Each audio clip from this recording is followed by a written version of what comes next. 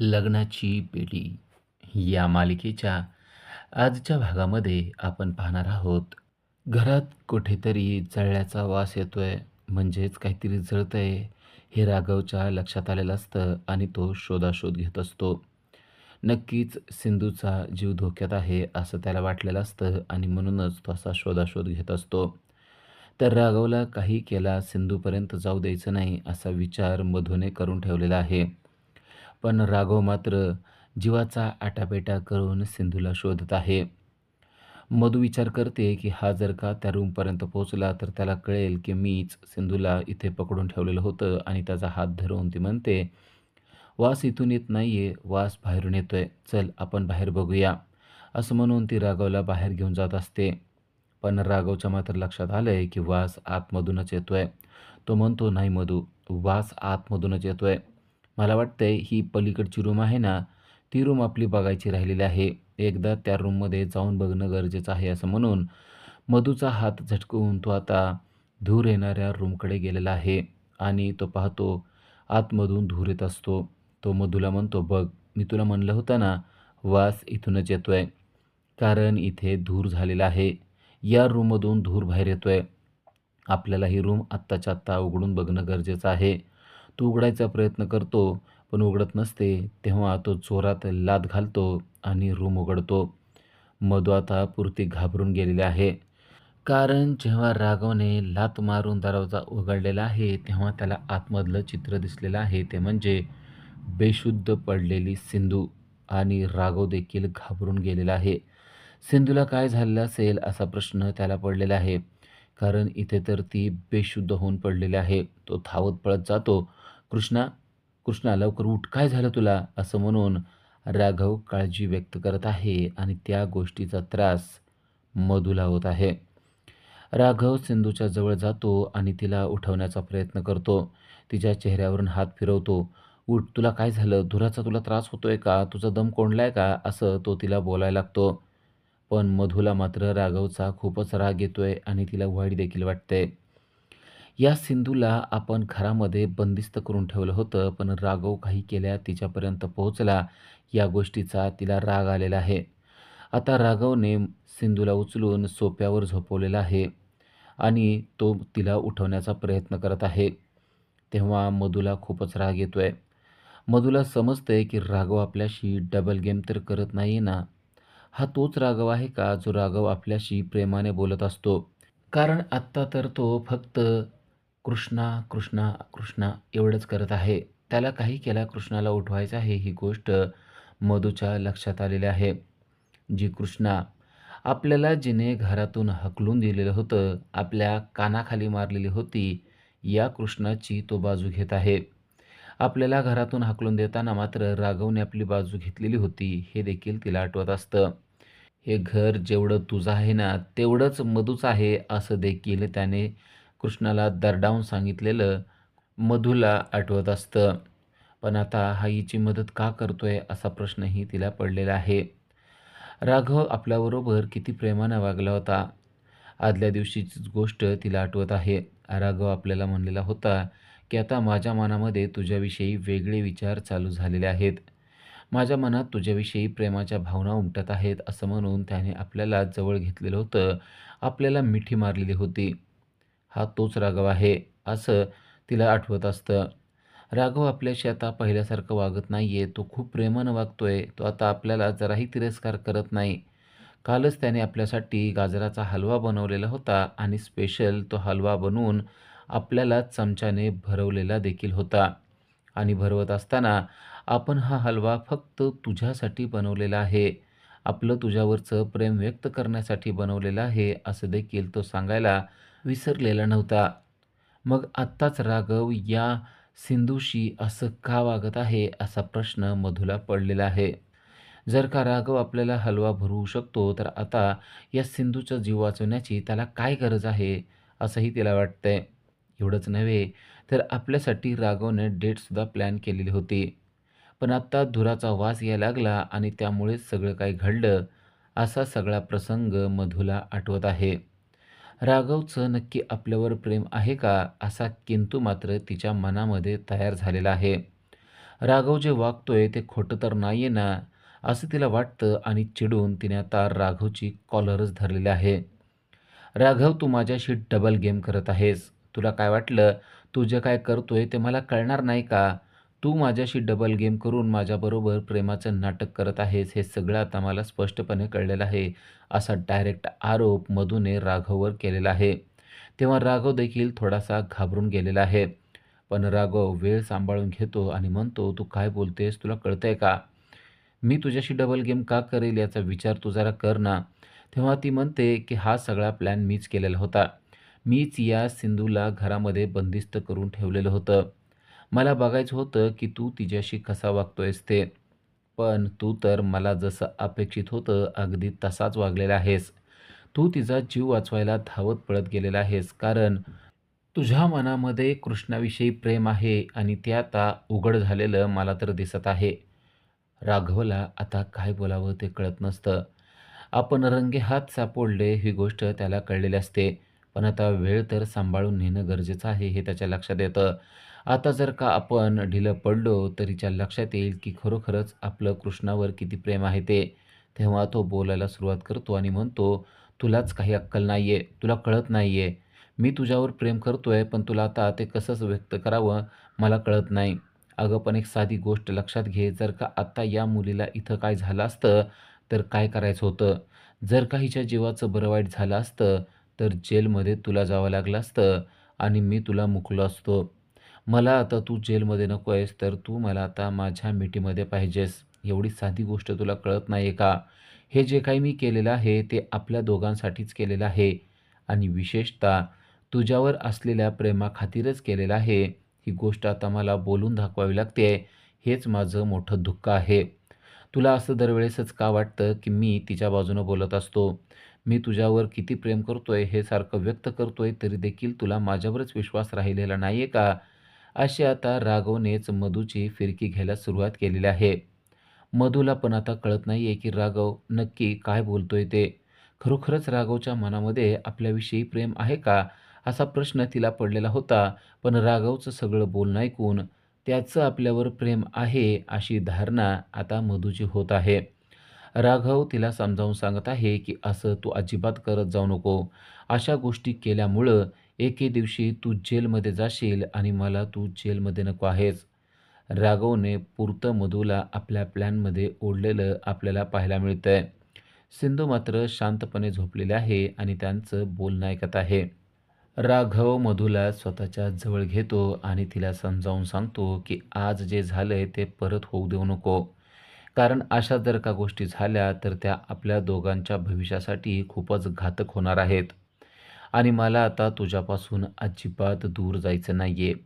आजपर्यंत जे झालंय ते होऊ दे, पण आता इथून पुढे तरी तू या गोष्टीची काळजी घे, असं म्हणून राघवने मधूला पुरतं फसवलेलं आपल्याला पाहायला मिळतंय. मधू मात्र राघवच्या या वागण्याने चांगलीच कन्फ्यूज झालेली आहे. सिंधूचा जीव वाचवणारा राघव खरा आहे का आपल्यावर प्रेम व्यक्त करणारा राघव खरा आहे? असा मोठा प्रश्नच तिला पडलेला आहे.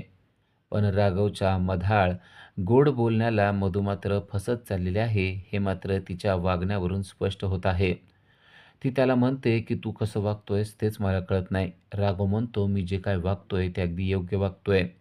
आणि मी तुझ्यावर प्रेम करतोय ही गोष्ट मला वारंवार सांगायला लावायची गरज पडू देऊ नको आणि माझ्यावर अशी शंका घेत राहू नको. अन्यथा आपलं नातं टिकणार नाही अशी भीती त्याने तिला व्यक्त केलेली आहे. आणि आता तो तिच्याकडं पाठ करून उभा आहे, की जेणेकरून आपल्याला या गोष्टीचा राग आला आहे, की तू माझ्यावर विश्वास व्यक्त केलेला नाहीयेस, असं तो मधूला दाखवत आहे. आणि मधूला देखील गिल्टी फील होत आहे. आपण राघवला थोडं जास्त बोललो की काय असाच प्रश्न तिला वाटत आहे. सिंधू मात्र शांतपणे झोपलेले आहे आणि त्यांचं बोलणं ऐकत आहे. त्यानंतर सिंधू त्यांच्या रूममध्ये जाते आणि ती गोळ्या औषध घेऊन शांत बसलेली असते. सिंधूची तब्येत आता ठीक असते. झालेल्या प्रसंगामुळे राघव मात्र पुरता हालून गेलेला आहे. कारण आज जर का सिंधूला काय झालं असतं तर काय करायचं होतं असा प्रश्न त्याला पडलेला आहे. राघव धावत पळतच आता त्याच्या बेडरूममध्ये आलेला असतो आणि तो पाहतो सिंधू आता उठून बसलेली आहे. सिंधूकडे तो जातो, दरवाजा बंद करतो आणि म्हणतो, "सिंधू, खरंच आज तुला काय झालं असतं ना, तर मी काय करायचं होतं? सिंधू म्हणते, "तुम्ही आहात ना, तर मला काहीच होणार नाही या गोष्टीची मला गॅरंटी आहे." राघव म्हणतो, "तुला समजतंय का? मी तुझ्याजवळ नव्हतो आणि आलेला प्रसंग आहे त्याला तू मात केलेली आहेस. आज जे झालंय ना, त्यामुळं मी पुरता हादरून गेलेलो आहे. ती मधू कोणत्याही थराला जाऊ शकते हे आपल्याला कळलेलं आहे." सिंधू म्हणते, "या गोष्टीची कल्पना तर आपल्याला होतीच की ती कोणत्याही थराला जाऊ शकते आणि म्हणूनच आपण प्रिपेअर झालेलो होतो. खरं तर मी तुम्हाला बोलवण्यासाठी धूर केलेला नव्हता. मी फक्त तुम्हाला हिंट देण्यासाठी धूर केला होता की मी इकडं आहे. तुम्हाला माझा जीव वाचवायला येण्याची काय गरज होती?" राघव म्हणतो, "तू काय बोलतेस तुला कळतंय का? त्या रूममध्ये तू धुराने अनकॉन्शियस झालेली होती, बेशुद्ध पडलेली होती. तुझ्या जीवाला काय झालं असतं तर काय करायचं होतं? असं जर का झालं असतं तर मी स्वतःला माफ करू शकलो नसतो. कारण आता मला तुला कसल्याही परिस्थितीत माझ्यापासून दूर जाऊ द्यायचं नाहीये.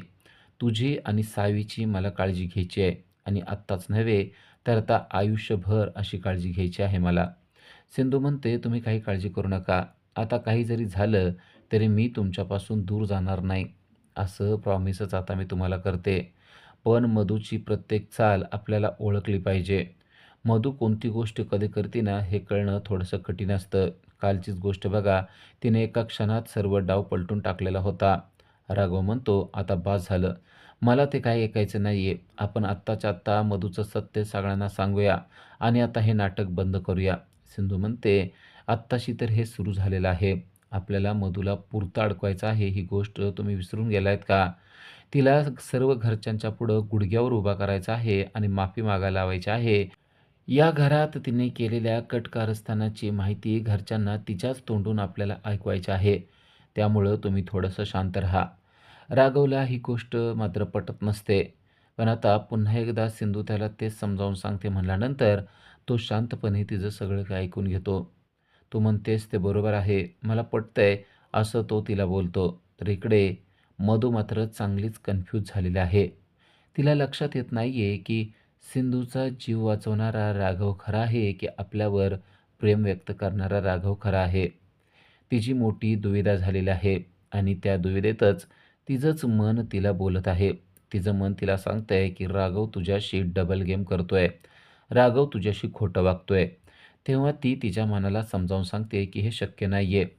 असं असतं तर त्याने माझ्यावरचं प्रेमच व्यक्त केलं नसतं. तो आता माझ्यावर प्रेम व्यक्त करतोय. एवढंच नव्हे तर त्याला लक्षात आलेलं आहे की ही सिंधू नाही, ही कृष्णा आहे आणि ही कृष्णा आपल्याला फसवत आहे. तेव्हा तिचंच मन तिला म्हणतंय की जेव्हा त्याला कळेल की ही कृष्णा नाही सिंधू आहे, तेव्हा तुझी लायकी काय आहे ना ते तुला दाखवून देईल. तेव्हा मधू म्हणते, "असं कधीच होणार नाही. मी त्याला कधीच ते सिद्ध होऊ देणार नाही की ही कृष्णा हीच सिंधू आहे आणि त्यामुळं तो माझ्यावर नेहमीच प्रेम करत राहील आणि आता तर माझ्यावरचं त्याचं प्रेम डबल होत चाललेलं आहे." तिचंच मन तिला म्हणतंय, "डबल होत आहे की तो तुला डबल क्रॉस करत आहे ते देखील बघणं गरजेचं आहे." तेव्हा मधू स्वतःच्याच मनावर चिडते आणि म्हणते, "तुला असं वाटतंय का की तो मला वेड्यात काढतोय? तो मला वेड्यात काढणं शक्य नाहीये. मला कोणीच वेड्यात काढणं शक्य नाहीये." असाच ती स्वतःच्या मनाला समजावून सांगते. तेव्हा तिचं मन तिला म्हणतंय, "कॉन्फिडन्स आणि ओव्हर कॉन्फिडन्स यामध्ये फरक असतो एवढं लक्षात ठेव.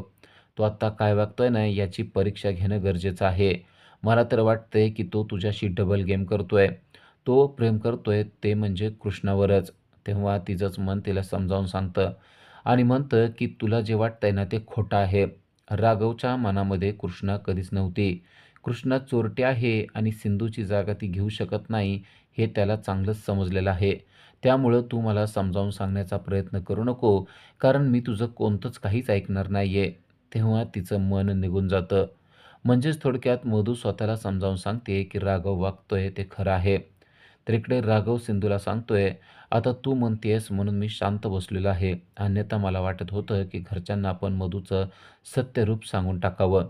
सिंधू म्हणते, "आपल्याला सगळं काही करायचं आहे, पण योग्य ती वेळ येऊ द्या. आत्ताच नको." तेव्हा राघव तिला जवळ घेतो आणि म्हणतो, "सिंधू काही केलं, आता मला तुला गमवायचं नाहीये. त्यामुळं मधूचा कोणताच प्लॅन मला सक्सेस होऊ द्यायचा नाही." असं म्हणून राघवने सिंधूला मिठी मारलेली आहे. सिंधू देखील राघवला म्हणते की तिचा कोणताच प्लॅन आपण सक्सेस होऊ द्यायचा नाही. तेव्हा एकदम दरवाजा उघडला जातो आणि त्यांच्या बेडरूममध्ये मधू आलेले आहे. बेडरूम उघडताच राघव मात्र अगोदरच फरार झालेला असतो आणि सिंधू बेडवर बसलेली असते. सिंधू मधूकडे पाहते आणि म्हणते, की "आता तू माझ्या रूममध्ये कशाला आलेली आहेस? झालेल्या सगळ्या प्रसंगाने तुझं पोट भरलेलं नाही आहे का? आता मी तुझी सगळी गोष्ट घरच्यांना सांगणार आहे." तेव्हा मधू म्हणते, "तुला जे काय सांगायचं आहे ना ते सांग. तुझ्यावर कोणीच विश्वास ठेवणार नाही एवढी गोष्ट लक्षात ठेव. आता सर्वजण तुला चोरटी समजतात आणि त्यामुळं तुझ्यावर विश्वास ठेवण्याची आता कोणाचीही तयारी नाही आहे. तू बोंबलून वरडून जरी सांगितलं तरी तुझं कोणीही ऐकणार नाही आणि राघव फक्त माझा आणि माझा ही गोष्ट लक्षात ठेव." राघव मात्र दरवाजातून सगळं काय ऐकत असतो. आता त्याला स्पष्टपणे समजलंय की मधू कशी वागू शकते ते.